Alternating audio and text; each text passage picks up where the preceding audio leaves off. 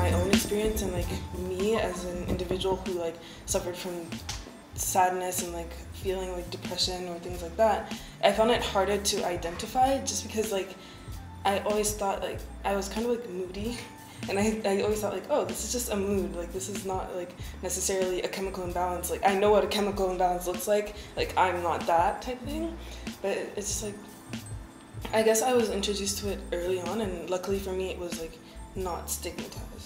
Yeah. Well, my version was completely different because it was completely stigmatized. On my end, I was back home in Burundi, and it's just things that they don't talk about. You see it, and I remember somebody from my family as well, and he was just, sometimes he would, you know, come, sometimes he would not. Sometimes he would be at different events in his, like, the life of the party, and other times he would stay home and not want to see anybody, like, ever at all. And people would just say, oh, you know, that's the way he is. He's just a free-spirited person and whatnot. And, you know, nobody ever really talked about what it was that he had. Like, I don't understand what's going on. Whenever I ask around, everybody's just like, ah, no, that's the way he is. Yeah, evasive. Exactly. Just move on. That's the way he is, and that's what he does. Focus on this, yeah. Exactly. That's what he does. Oh, you want some more, or whatever, like some sour, you know, like, you want candy, you want chocolate. Let's just move on with life. Oh, you want Fanta? You want a drink? Okay. You know, just let him be. And yeah. But then I got to Canada, and everybody was talking about depression, and everybody was talking about, you know, all these things. I was like, oh wait, there is a word for it. There is a vocabulary that's around mental health, and yes. When I was 16, I left Kenya and I moved to Costa Rica, and when I was at my school there, teachers and psychologists would talk to us about like what mental health was and like how to take care of your own, you know, mental health and mental well-being. And then a friend of mine back home, who we had no idea that he was like suffering from depression or anything. He ended up committing suicide, and it was, not only was it shocking for our entire community because no one knew that he was going through this thing that was depression, because we didn't even have like a name for it. We didn't even know what that was like growing up. But it was interesting because the way it was perceived was like within our school and stuff, which was like a very religious school, was they took it in a very, they were like, you know, this happened and we're very sad about it. However, like, it's not right, like to commit suicide, and like that goes like against like what is like in the Bible, and like we can't like condone this. So I feel like the way my school in Kenya taught children was, we can't talk about these things, because if people come up and say, you know, like I'm going through XYZ, or like I knew someone who like committed suicide or things like that, like it would encourage people to do it. Like they have this view like if you talk about it, you're encouraging people, which is so, just, that's not how it works. You Yeah, like, my mom often says like when you talk about something, it makes it an option, but like that's not necessarily like what the goal is. Like, it's not trying to make it an option, it's just like addressing something that's real and like exists. Exactly. I just find it interesting because I lived like 16 years of my life not knowing. I didn't know what like mental health was. I didn't know anything about like any of the illnesses. I didn't know how to like describe it. Like if someone had told me like, what do you think mental health is, I would have been like, what? So I just think that it's interesting how you can, at least for me, just grow up and not have any idea of what, you know, it is. I always noticed like growing up that like I experienced emotions very intensely, and I was like, there's like, I feel like this isn't really normal to like cry this much or like be this emotional. But like I was like, okay, well, it's just because a lot of things what people back home will say is like Western influences are like making us think that we are depressed, and like depression is just an excuse to like, my auntie said, what did she say? She said depression is basically people are trying to excuse their sadness. It's because they don't have enough things to do, like they don't have to worry about this. Their government is perfect, everything's perfect, so they just start finding other issues that aren't actually there. So I was like, okay, it's just because I'm in Canada and I'm just trying to find other ways to like have problems in my life, which is so messed up if you think about it. Yeah. Because a lot of times also like when you show emotion openly in my family, people will be like they'll be like, why are you crying? Like, why are you doing this? You know, like, stop crying. Like, crying was such a terrible thing. Like, you don't cry in front of, like, you're just showing that you're ungrateful, but sometimes you just cry because you cry, and I didn't know that. It should be, like, open to us, you know? So I don't know, like, how we can challenge these things, like, within our families so that we allow ourselves to be vulnerable. Just like everything, I guess, in life, it starts with a conversation, but it's hard to have a conversation when people are not there or they don't see it. I realize that I've been here for almost 10 years now. I mean, here in Canada. I realized that some of my family members, especially the ones who are a bit like scattered all over the place, and even the ones who stayed back home, we don't view life the same way anymore, like up to a certain point. And it's like me trying to talk about vulnerability and emotions and talking about your emotions and making sure that, you know, they understand that there's nothing wrong with talking about your emotions. It doesn't make you weak, it doesn't make you this, it doesn't make you white, because they're so afraid of being white. And you know, you trying to say that it's almost like you're trying to make them see a pothole that just does not exist. It's like, what are you talking about?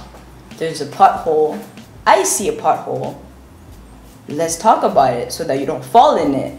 And they're just like, the road is smooth as hell. I do not know what you're talking about. There's nothing there. I think you need glasses. And you just end up becoming or feeling like you are, maybe I am imagining these things. Maybe vulnerability is not that important on a bigger scale, maybe. But then in reality, yes, it is. Because it is. If, as a family, let's say you're going through something traumatic and nobody talks about it, that's horrific. And coming from a country that's been through so many wars and so many things, people are just like, listen, this is normal. We go through this, we've been through this, we know what it is. It's okay. You know, we're used to it. We're strong enough, and as they always say, God gives his biggest battles to his strongest soldiers and stuff like that. And they really go by that, and they're like, yo, we're strong, we can go through this. But it's like, yes, but then you do not connect with your kids. You can't connect with your kids. It's really like coping for all that trauma. It's almost like, as a parent too, I think Africans, they feel like if they're vulnerable with their kids, it makes them less. They lose authority. They lose, exactly, that's the word. They lose authority on their children because, well, what? My kid cannot see me cry. Exactly. My kids cannot see me, you know, going through emotions because no. I have to be this figure of like impenetrable force. Yes, I am, especially the men in our communities, and but your countries, but I know, like, this is incredible. The men will just avoid everything. Go to the bar and just drink it away and go home and sleep and start again the next day. And I think that also it goes along with, it's one thing to, you know, be vulnerable and open to family members and your friends, but I think it adds to the taboo surrounding just counseling, you know? There's this huge thing where it's like, why should I pay somebody outside of my home to talk about issues that are inside my home like that? I just think that that's, I mean, I'm not sure about other places, but in Kenya, that's just, it doesn't make sense. Like, why are you going to this person? What are they gonna do for you, you know? Like, they can't. They're like an outsider. Exactly. And so I think that also just adds to, I guess, like the layers, because even if, you know, sometimes people, I think, view counseling or going for counseling as like, you should be going for this once you've hit, like, it's like you've had like your huge breakdown. But these things pile up, you know, and sometimes just speaking to a friend or a family member, or if you don't have that, going to a counselor can like, you know, help you cope with certain things, you know, regroup like how you think about certain things, all these, see like different avenues of where you can go and get help.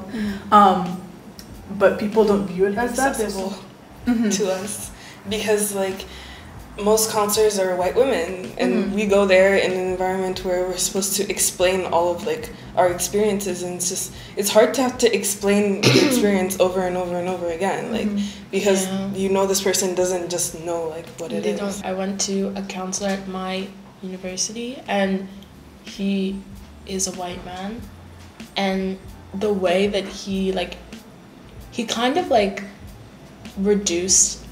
diminished my like concerns, because he just literally like gave me like printed out a bunch of papers about panic attacks and was like, read this and breathe better. And I was like, thanks for the help. Thank you so much. I literally threw the papers away. I was like, this is not what, and I never went again. I in Sayaspora went to counseling as well, and it was an older white lady, and she was just not understanding the whole concept of immigration and the trauma around it. And it's really hard because my culture has some very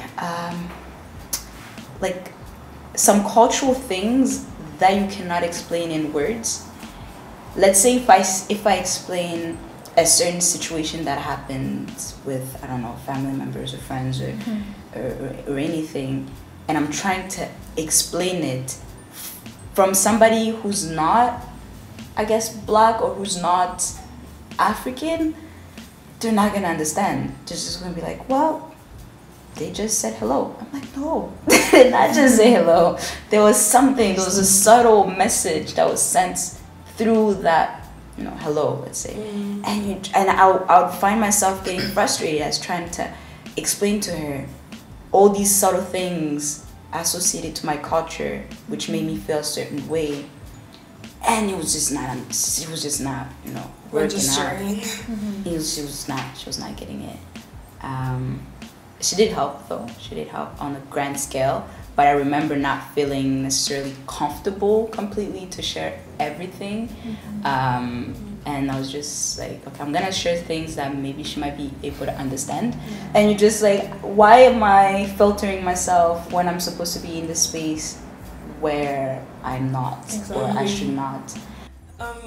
One of the things that I struggled with the most growing up here as an African woman, like first generation immigrant in Canada, is definitely my own identity and my perception of self, like, and my self-worth, and especially as a woman, because beauty is always attributed with like self-worth for women for some reason, and having like strong African features, I was often perceived as like unattractive by default, and this really like impacted me because my self-worth was so tied to like my beauty and my attractiveness, and I think it really like made me feel insecure. And I did see like counselors for it because I went through like just bouts of depression because I just thought like I was worthless and that no one would ever love me and things like that.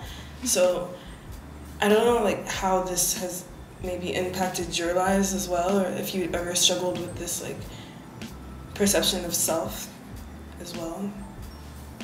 I'd really love to like hear your answers, but I have a meeting at 1 o'clock, so I need to go.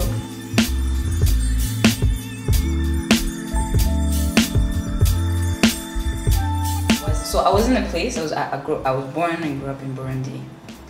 Everybody, for the most part, looked like me. We all speak the same language. Some variation or another. You know, some add more French, others don't.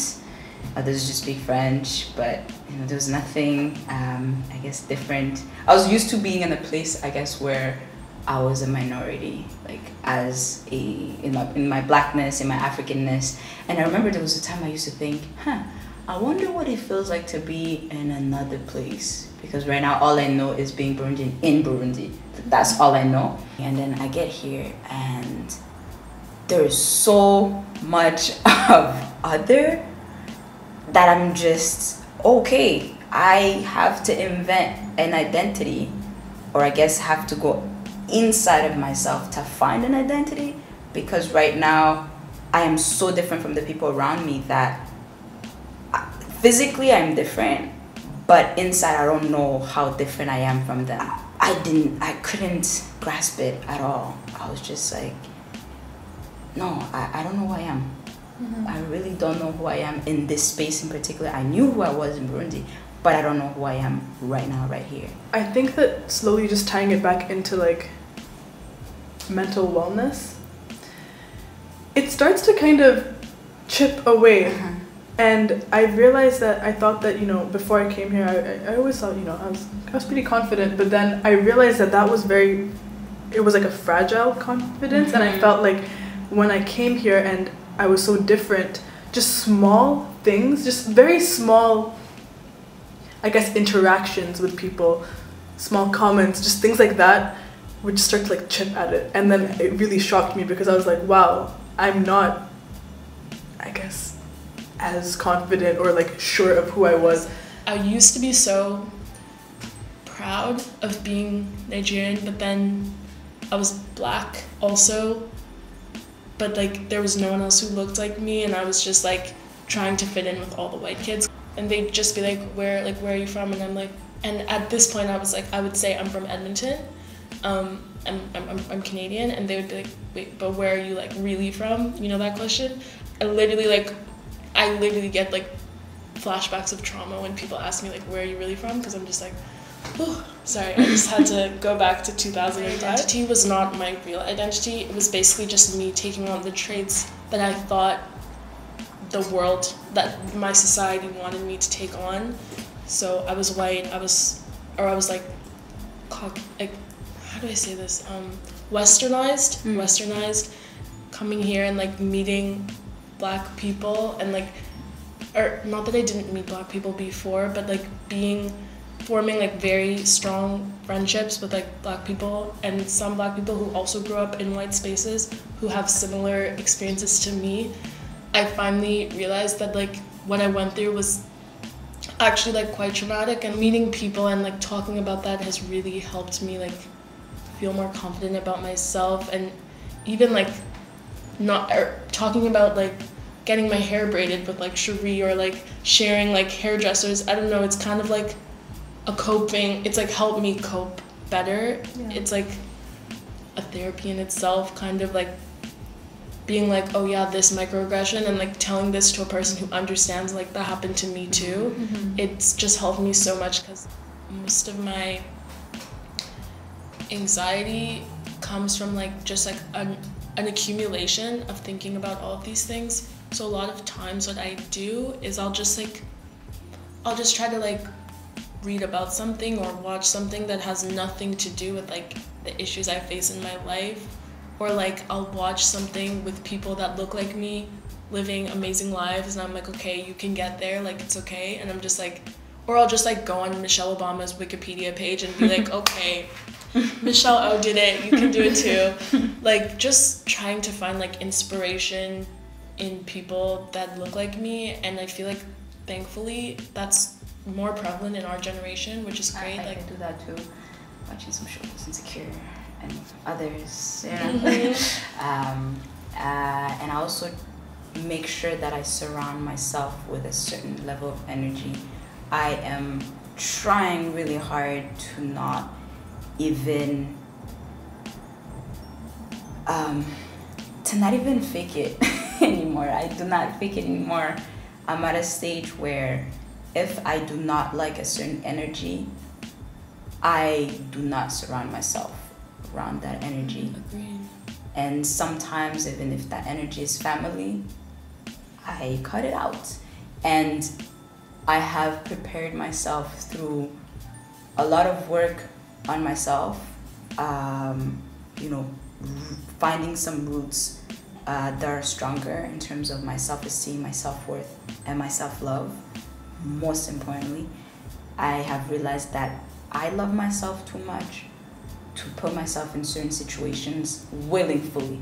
And I'm hoping to get some counseling soon. I am thinking about it, I want to, but it's a lot of work to find people who can understand me. As I said before, since I it's so easy to, it's a shopping basically. Yeah. It's shopping that you have to do to make sure that the therapist can understand you properly, and doing all that work. I want to make sure that I'm ready for it. I wish I could just reach into like Insecure and like take Molly's therapist. And, You're now my therapist. Thank you. you. Sometimes you don't realize that these comments or actions are actually sinking into you until you have a really, like for me at least, like if I have a really bad day, I find that we can sometimes be the worst to ourselves with like our inner thoughts and like what we think about ourselves and how we reinforce what other people around us are saying or things that we see happening and stuff. So I think that, just for me at least, is trying to get out of that cycle. I call it a cycle because it's always just like negative self-talk, and it's just like it gets worse and worse, and then you feel worse, and then you don't want to do things, and you feel like you're trapped in this. But I think that one thing that I try and do for self-care is just writing. Because sometimes when you write it out and you're writing it, you realize what you're saying or what your thoughts are or what like patterns of thoughts you're having, and when you see it, it's very, I think, powerful, especially when, say, like you get out of that rut where you're in these like negative thoughts and you read it again and you're like, wow, it's amazing how we can internalize certain things that we hear from the outside, and you start to believe that, or you start to doubt your own self-worth or what you can do. And so I find that writing it out and trying to restructure those. Yeah. We're so wrapped up in the doing, because we're in a society that focuses on doing and achievements and things and productivity. Exactly, that's the word. And I think that sometimes to come to a place where you're like, you know what, today I'm actually not gonna do anything productive, but I am going to collect myself, have time for myself, not text anybody back, not call anybody back, just being in a space where I'm thinking about me. And that's me personally, when I can go back internally and analyze those things that I've been telling myself. And yes, and strangely enough, when I don't do those things for a while, when I don't take care of myself for a while and take the time for myself, my skin starts to break out randomly. This is what happens. Your body knows. It's like, yeah. We think it's not stocked anywhere. That's what my aunt tells me. She's like, you think that you accumulate all these things and they just go away? They do not. They get someplace and they stay in your body, and it will come out eventually. So just get like a pimple right here, one right there, right here. It's like, hello, you have issues, deal with them right now.